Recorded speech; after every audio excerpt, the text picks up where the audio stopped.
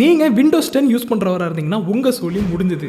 ஏன்னு கேட்டிங்கன்னா விண்டோஸ் 10 அஃபிஷியலாக அக்டோபர் 14 பாடம் கட்ட போகிறாங்களாம். ஏன் ப்ரோ அக்டோபர் 14 அப்புறம் விண்டோஸ் 10 இருக்காதா? விண்டோஸ் 10 வச்சிருக்கவங்க நிலமெல்லாம் என்ன ஆகும்னு கேட்டிங்கன்னா ஒன்றும் ஆகாது. விண்டோஸ் 10 இருக்கிற இடத்துல அதே இடத்துல தான் இருக்கும். பட் ஒரு சில சேஞ்சஸ் நடக்கும். அந்த சேஞ்சஸ் என்னன்னு கேட்டிங்கன்னா ஜஸ்ட் உங்களுடைய விண்டோஸ் 10 வச்சிருக்க யூசர்ஸ் யாருக்குமே இம்ப்ரூவ்டு செக்யூரிட்டி அப்டேட் வராது, or software update or patch update எதுக்குமே வராது.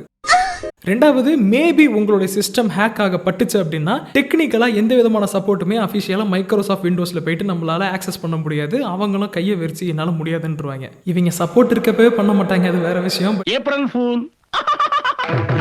அண்ட் மூணாவது, உங்களுடைய சிஸ்டம் யார் வேணாலும் ஹேக் பண்ணுற அளவுக்கு ஒரு வல்னரபிள் சிஸ்டமாக மாறிடும். எதனாலனா செக்யூரிட்டி ஆர் பேட்ச் அப்டேட் எதுவுமே உங்களுடைய விண்டோஸ் ஓஎஸ்க்கு வராத காரணத்தினால ஈஸியாக ஹேக்கர்ஸ் கொஞ்ச நாள் கழிச்சு அந்த ப்ரோட்டோகாலை உடச்சி உங்களை ஹேக் பண்ணுறதுக்கு நுழைஞ்சு வருவாங்க. ஸோ முடிஞ்ச அளவுக்கு கூடிய சீக்கிரம் உங்கள்கிட்ட ஒரு நல்ல பிசி இருந்துச்சுன்னா விண்டோஸ் 11க்கு அப்டேட் ஆகிடுங்க, வேற வழி இல்லை. நெக்ஸ்ட் வீடியோவில் சந்திப்போம். பாய் பாய்.